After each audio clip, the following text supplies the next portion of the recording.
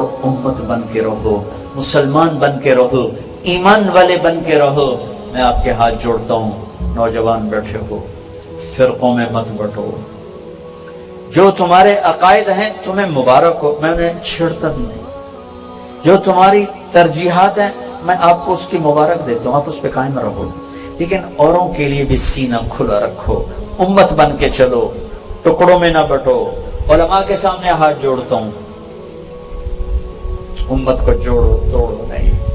اور میں بڑے درد سے یہ بات کہہ رہا ہوں، یہ میرا وطن ہے، میرا دیس ہے، میں نے اپنے ہاتھوں سے اسی مٹی میں اپنے باپ کو دفن کیا ہے، میرے باپ دادے ماں دادیاں اسی زمین میں سوکھ چکی ہیں، میں ان سے کبھی دھوکہ بازی کا کام نہیں کر سکتا۔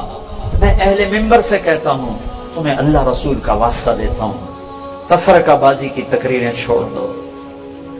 یہ فرقہ واریت کی آگ عبدالحکیم کے بازار سے نہیں بھڑکی، یہ مسجد کے منبر سے بھڑکی ہے۔ اس آگ کے بھڑکانے والے ذمہ دار نہیں ہیں، تاجر نہیں ہیں، افسران نہیں ہیں، سیاستدان نہیں ہیں، اس آگ کے بھڑکانے والے منبر والے ہیں، منبر پہ بیٹھنے والے ہیں جنہوں نے یہ آگ لگائی ہے کہ تم ایک دوسرے کو سلام کرنے کے روادار نہیں، ایک دوسرے کے پیچھے نمازیں پڑھنے کے روادار نہیں۔ کتنی مسجدوں سے تبلیغ والوں کو اٹھا کے باہر پھینک دیا جاتا ہے، تبلیغی جماعت کا داخلہ منع ہے، کافر آئے ہیں، پردیسی مہمان ہیں۔ یہ کون سا اسلام ہے؟ یہ کون سی دین کی خدمت ہے؟ میں تمہارے سامنے، تو میرے سامنے اکثر نوجوان بیٹھے ہو، میرا سرمایہ ہو، میں تمہارے آگے ہاتھ جوڑتا ہوں، اللہ کے واسطے خود قرآن پڑھو، خود قرآن پڑھو۔ میں تمہیں کسی کا نہیں کہتا فلاں عالم کا، جس عالم کو پسند کرتے اس کا ترجمہ اٹھا کے پڑھو، اپنے نبی کی زندگی پڑھو، جس عالم کی تمہیں پسند ہے ان کی کتاب اٹھا کے پڑھو۔ مجھے کہیں دکھاؤ جہاں یوں دست و گریباں ہونا دین ہو، جہاں ایک دوسرے کو نفرتوں کی آگ میں جلا دینا دین ہو، جہاں ایک دوسرے کو سلام نہ کرنا دین ہو۔ خود پڑھو تاکہ تمہیں پتہ چلے کہ منبر پہ بیٹھنے والا کیا کہہ رہا ہے، تاکہ تم ان کے پاؤں پکڑ سکو۔ مولانا صاحب ہمیں امت بناؤ، ہمیں فرقوں میں نہ بانٹو، اپنے اپنی راہوں پہ چلو، اپنے اپنے راستوں پہ چلو، اوروں کو راستہ دے کے چلو، رکاوٹیں نہ کھڑی کرو، حائل نہ ہو جاؤ۔ اللہ کی جنت کو اتنا چھوٹا نہ سمجھو کہ صرف تم ہی جاؤ گے اور کوئی نہیں جائے گا۔ ایک دن آئے گا میرا اللہ کہے گا کہ جس نے دنیا میں زندگی میں ایک دفعہ میرا نام لیا اس کو بھی جنت میں ڈال دو۔ او میرے بھائیو، آپ سے بھی کہتا ہوں، اگر اس مجمع میں علماء بیٹھے ہیں ان سے بھی کہتا ہوں، بتانے کے لیے تھوڑی باتیں، دین سمجھاؤ، فرقے نہ سمجھاؤ، یہ کافر وہ کافر، یہ جہنمی وہ جہنمی، یہ واجب القتل وہ واجب القتل۔ اپنے نبی کے آنسوؤں کا واسطہ دیتا ہوں جو انہوں نے ساری امت کے لیے بہائے، ان آہوں کا واسطہ دیتا ہوں جن سے کائنات زیر و زبر ہو جاتی تھی، آپ کا سینہ کھولتا تھا جیسے ہانڈی گڑ گڑ گڑ گڑ کرتی، ایسے آپ کے سینے سے آواز آتی تھی، میری امت میری امت میری امت۔ میرے بھائیو، اللہ کے واسطے امت بنو، اللہ کے واسطے امت بنو، اللہ کے واسطے امت بنو۔ ہمت نہیں ہے ٹکڑوں میں بٹنے کی، تاب نہیں ہے اب ٹکڑوں میں بٹنے کی۔ اپنے عقیدے پہ پکے رہو، میں نہیں چھیڑتا ہوں، میں نہیں چھیڑتا ہوں۔ ہاں میں یہ منت کرتا ہوں کہ هو سماکم المسلمین من قبل، اللہ نے تمہارا نام مسلمین مؤمنین یا ایھا الذین آمنوا، میرے نبی نے کہا میری امت کا نام اللہ نے مومنین رکھا، میری امت کا نام اللہ نے مسلمین رکھا۔ یہیں تک رہو، اس سے آگے نہ جاؤ، اس سے آگے نہ جاؤ۔ اس سے آگے نہ جاؤ، اس سے آگے نہ جاؤ، جو لے جانا چاہے اس کے پاؤں پکڑ لو، مولانا ہمیں کوئی خیر کی بات بتاؤ، کوئی جوڑنے والی بات بتاؤ، تھوڑی چیزیں۔ آج ممبر سے ماں باپ کے حقوق بتاؤ، دیکھو مائیں کیسی ذلیل ہیں، دیکھو باپ کس طرح ذلیل ہیں۔ ایک ماں کی فریاد عرش کو ہلا کے رکھ دیتی، ایک باپ کی ہائے پہاڑوں کو پگھلا کے رکھ دیتی ہے۔ لوگوں کو ماں باپ کی عزت بتاؤ، خاوند اور بیوی کی زندگی بتاؤ، حلال کمانا بتاؤ، نماز پہ لاؤ۔ نماز کیسے پڑھنی ہے بھئی اپنے علماء سے پوچھو، ٹھیک ہے؟ نماز پہ لاؤ۔ 700 دفعہ نماز کا ذکر اللہ نے قرآن میں کیا ہے، 700 دفعہ۔ ہاتھ یہاں باندھنے کے یہاں باندھنے کے یہاں رکھنے، ان پہ لڑائی نہ کرو۔ مسلمان بن کے زندگی گزارو۔ میں دکھ سے یہ باتیں کہہ رہا ہوں میرے بھائیو، ہم میں تاب نہیں ہے اب آپس میں ٹکڑے ٹکڑے ہو کر چلنے کی، اور نفرتوں میں بھڑکنے جلنے کی تاب نہیں ہے۔ یہ ممبر محبت کے لیے بنایا گیا ہے، اس ممبر سے محبت کا پیغام، اس ممبر سے محبت کی بات، یہ اس ممبر کا حق ہے۔ اس کی نسبت میرے نبی کے ساتھ جا کے مل رہی ہے، اور میرے نبی نے محبت ہی دی، محبت دی۔ عبداللہ بن ابی جیسے کا جنازہ پڑھایا ہے، ان کے بیٹے پکے صحابی، یا رسول اللہ میرا باپ مر گیا، آپ اپنا کرتا دیں گے کفن کے لیے؟ یہ لو، پکا منافق کرتا اتار کے دیں گے۔ یا رسول اللہ جنازہ پڑھائیں گے؟ کہاں پڑھاؤں گا۔ جنازے پہ آ کے کھڑے ہو گئے، اپنا کرتا پہنایا، جنازے پہ عمر آگے آ گئے، یا رسول اللہ یہ کیا ہو رہا ہے؟ کس کا جنازہ پڑھا رہے ہیں؟ آپ کو پتہ نہیں کون ہے؟ مجھے کہتے ہو؟ مجھے نہیں پتا تو اور کسے پتا ہے؟ تو کہا کیوں پڑھا رہے ہیں؟ کہا اللہ تعالیٰ نے کہا پڑھ یا نہ پڑھ میں معاف نہیں کرتا، میں پڑھتا ہوں شاید اللہ معاف کرتا، اور اللہ نے کہا 70 دفعہ بھی پڑھے تو معاف نہیں کروں گا۔ میں کہتا ہوں اگر اللہ مجھے کہتا 70 دفعہ پڑھو گے تو معاف کر دوں گا، تو اس کا میں 70 دفعہ پڑھ دیتا۔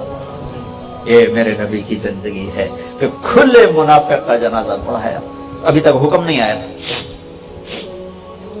اور ہم مسلمان کو سلام نہیں کرتے۔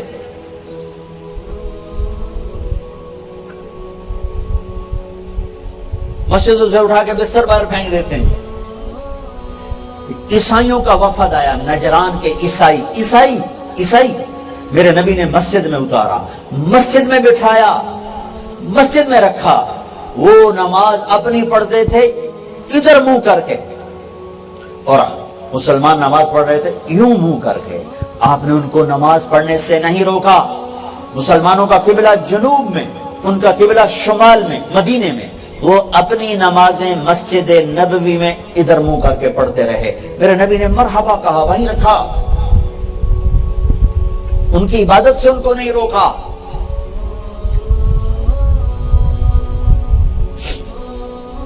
کفار کا وفد آیا، طائف کے کافر جنہوں نے پتھر مار مار آپ کو لہولہان کر دیا تھا، آپ نے ان کو مسجد میں اتارا، مسجد میں بٹھایا، ان کے ساتھ مل کے کھانے کھائے۔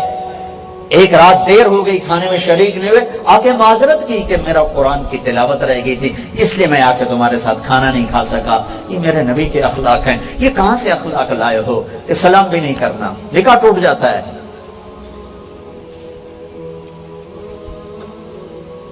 مسجدیں تو میرے اللہ کی تھی، تم نے اپنی اپنی مسجدیں بنا لی، اپنی چودرہ قائم کر لی، اے ساڈی تے اے تہاڈی۔ وَأَنَّ الْمَسَاجِدَ لِلَّهِ، مسجدیں تو اللہ کی ہیں۔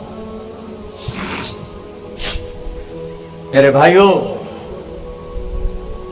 تاب نہیں ہے امت میں اس وقت یوں ٹکڑے ٹکڑے بن کے چلنے کی۔ اہل منبر سے کہتا ہوں، یہاں سے محبت کا پیغام پہنچاؤ، لوگوں کو برا بھلا کہنا چھوڑ دو۔ دھن رے دھنیے اپنی دھن، پرائی دھنی کا اپنا پن، تیری روئی میں 4 بنولے سب سے پہلے ان کو چن۔ تجھے کیوں فکر ہے اے گل دلی صد چاک بلبل کی، تو اپنے پیرہن کے چاک تو پہلے رفو کر لے۔ میں نے اپنی خبر میں جانا ہے، مجھے اس کی تیاری کرنی ہے۔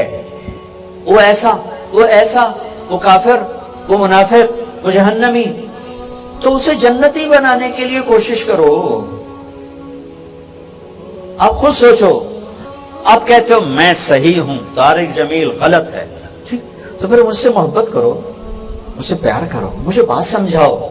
یہ تو نہیں طریقہ کہ آپ مجھ سے نفرت کر کے اور مجھے بھگا دو۔ اگر دنیا کے بدترین کافر مکے کے لوگ اور مدینے کے منافق میرے نبی نے کیسے گلے سے لگایا، تب تو کلمہ پڑھا۔ منافقوں سے کیا، جب آپ نے عبداللہ بن ابی کا جنازہ پڑھایا اور اس کی میت کو لے کر چلے، قبر میں اتار دیا تھا کہ آپ پیچھے پہنچے، کہا اس کو باہر نکالو، باہر نکالا تو آپ نے منہ سے لعاب نکال کر اس کے منہ میں ڈالا، کہا شاید بخشش ہو جائے۔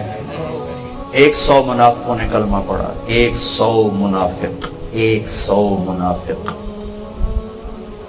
میرے بھائیو، آج عجیب فضا ہے، جو جس راستے پر ہے وہ اس پر اس طرح چل رہا ہے کہ باقی سب سے نفرت کرتا ہے۔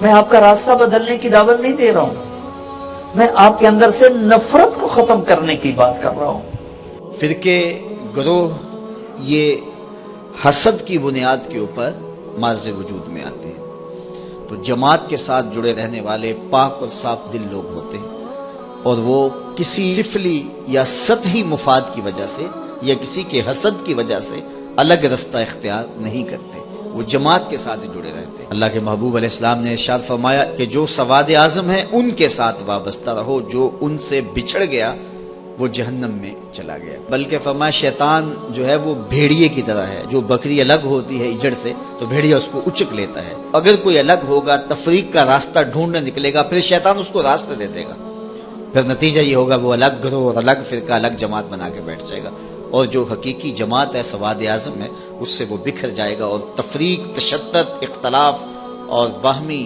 جو ہے وہ لڑائی اور جنگ و جدل کا ماحول پیدا کر بیٹھے گا۔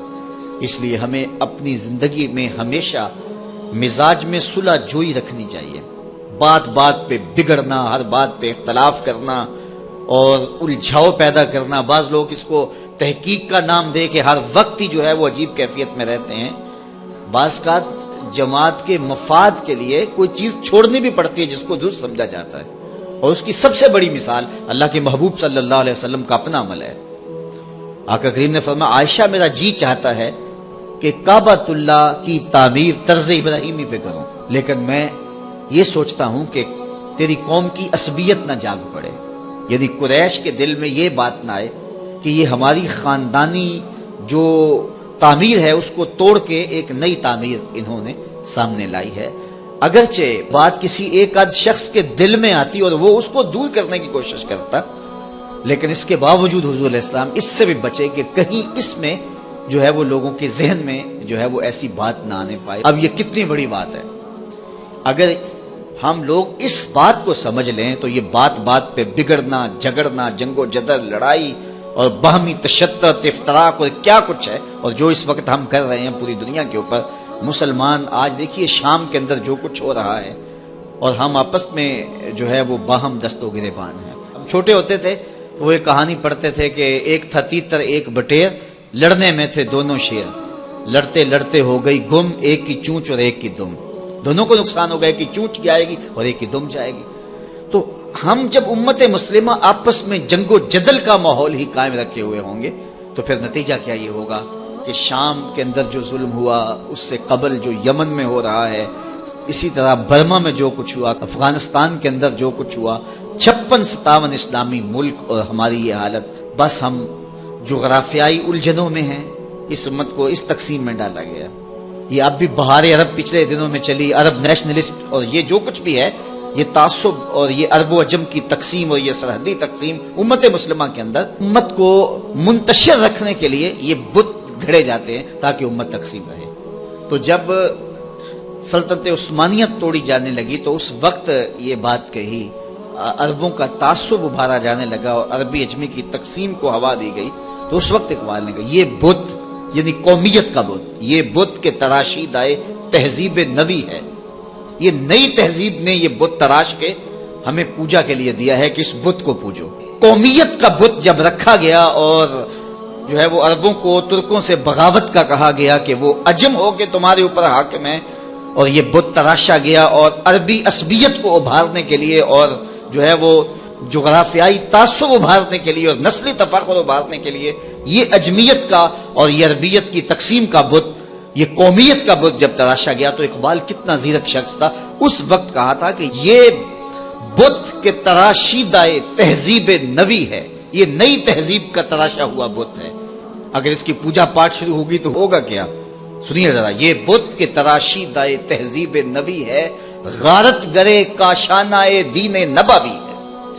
اس بت کی پوجا کا مطلب یہ ہے کہ تم دین کے کاشانے کو غارت کر رہے ہو، دین کی عمارت اپنے ہاتھوں سے ڈھا رہے ہو۔ تو پھر ہمارے لیے میسج کیا ہے؟ تو اقبال نے میسج دیا، بازو تیرا توحید کی قوت سے قوی ہے، اسلام تیرا دیس ہے، تو مصطفی ہے۔ کہ تیرا بازو طاقت ہوگا جب تو وحدت کا سبق پڑھے گا اور توحید کے سائے میں پوری امت اکٹھی ہوگی، جغرافیائی تقسیموں سے نکل کے، عرب عجم کی تقسیموں سے نکل کے توحید کے سائے تلے جب یہ فرزندان اسلام اس شناخت کے ساتھ کھڑے ہوں گے تو پھر بازو مضبوط ہوگا۔